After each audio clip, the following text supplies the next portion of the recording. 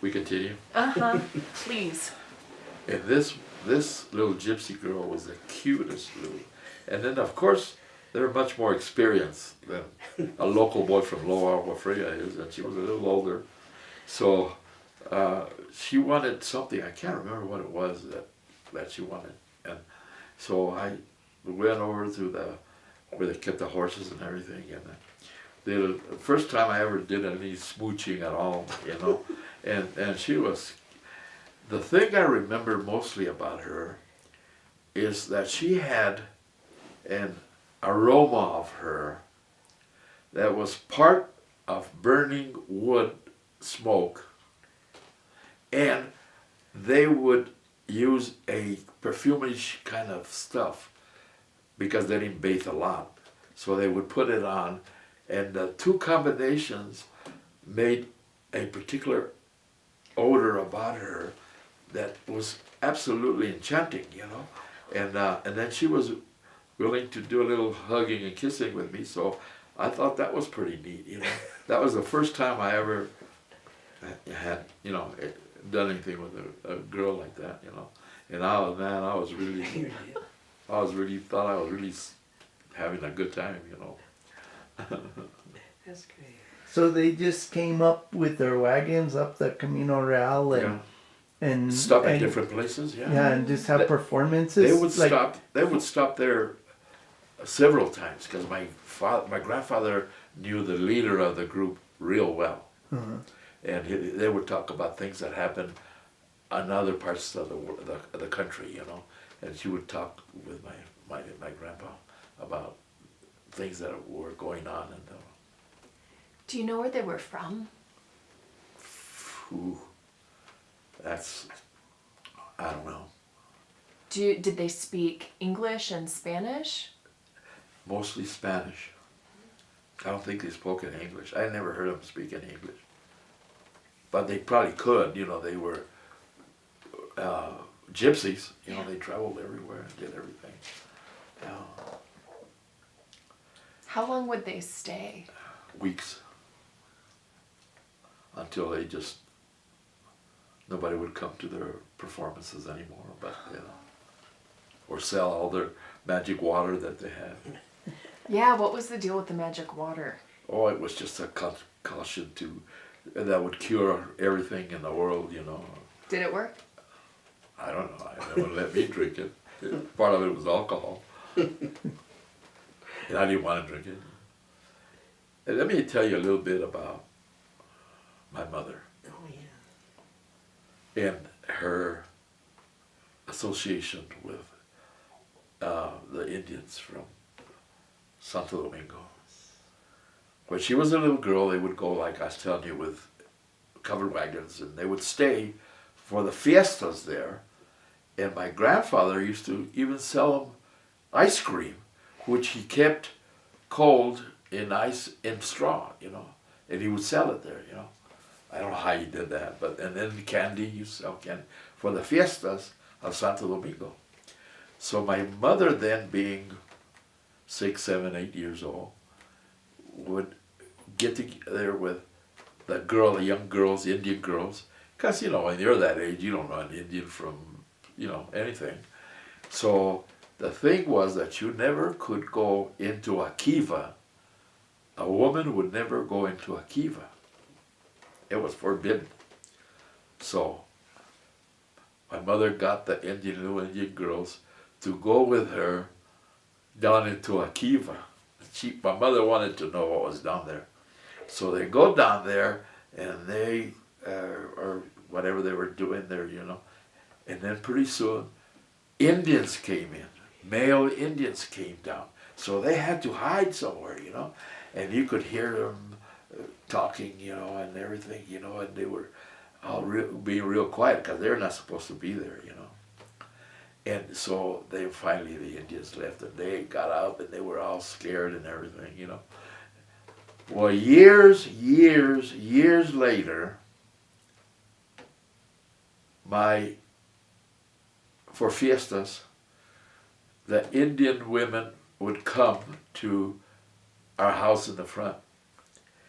And they were friends of hers when she was a little girl.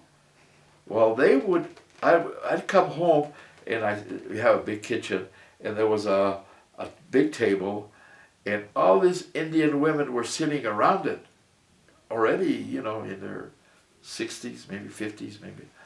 And they were cracking up. They were laughing. Who knows what they were laughing at. And so I'd come in, and my mother would say, "Yeah, I want you to meet. I want you to meet. I want you to meet." And they were talking and laughing and carrying on. Well, my mother, I suspect, had a lot of Indian blood in her, because she looked a little Indian, no? Yes. Yeah, she looked a little Indian. So, with those facts in mind, let me tell you about an incident that happened. Later on, and she loved to dress like an Indian. We bought her jewelry and the dresses, fiesta dresses and everything. So when she wore those fiesta dresses and her jewelry and her blossom, she looked like another Indian. She was dark and I think she was half Indian. Anyway, at that time I was working with the Santa Fe Opera on stage and worked stage for her. So at the end of the opera season, Fiestas comes on, okay? So all the young apprentices and young singers, I had it made. There was more pretty young singers there. And half the young guys were gay, so I had my pick, man. And I did that real well. Anyway, we go down there, and they said, since you're from you're from Santa Fe, why don't you take us down and we'll go to the fiestas and you tell us all about it. I said, sure, there's about 10 kids, about my age, apprentices and singers. And we went down there, and I'm telling, well, this is the Vargas and, all that stuff, What I didn't know is over there where the Indians are selling their jewelry and their pots and everything, one of my mother's real good friend, who is an Indian, was selling stuff there, Indian from Santo Domingo. And my mother came by and she had her outfit on, and she told my mother, I have to go to the restroom. Would you sit here and watch out for my stuff? And she said, sure, Being my mother, she just couldn't sit there. She had to hustle the jewelry and hustle the pots and hustle the goodies. And she was selling, so I'm going down there and I look over there and I see my mother right next to all the Indians around there, She was selling them. And I started to leave and I says, man, what an opportunity. I says, I'll never get anything like this again. So I says, hey, okay, you guys, come here. I says, yeah, what are you talking about? He says, I'm going to tell you that I am half Indian. What are you talking about? I'm half Indian. No, you're not. How can you be half Indian the way you look, I says, no, I'll prove it to you. Okay. I says, come here. So we went down to where my mother was sitting there selling jewelry. And she looks up at me as she was selling them, and she says, hi, son. What are you doing? And I says, Mom, I want you to meet, and all these kids are, it's not working? Yeah, I need to shade it. Okay.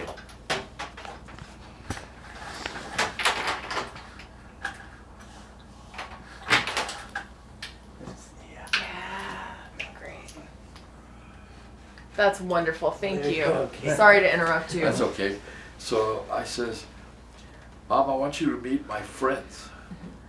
These are from the opera. And they were standing there looking at her because she looked just like the Indian next to her.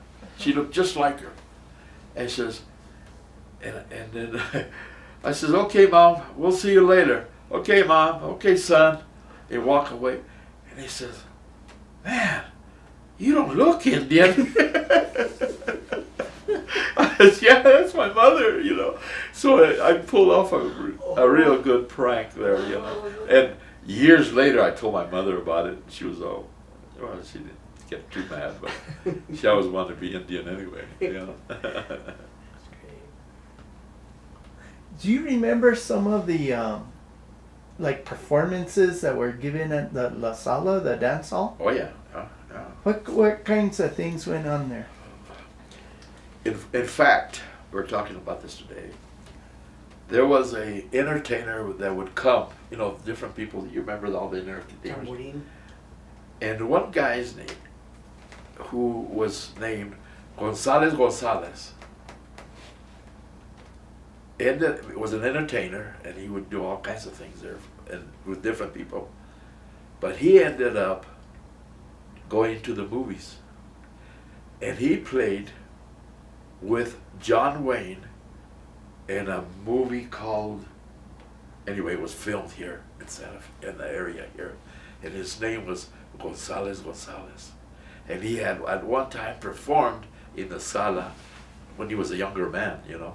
This was later on when I saw him in the movies with John Wayne. And I can't remember the name of the movie. It was filmed in New Mexico. The Cowboys? That was a cowboy 72? story, Yeah. but he played the part of a Mexican in the movie, and I knew him right because I talked to him and everything, you know. What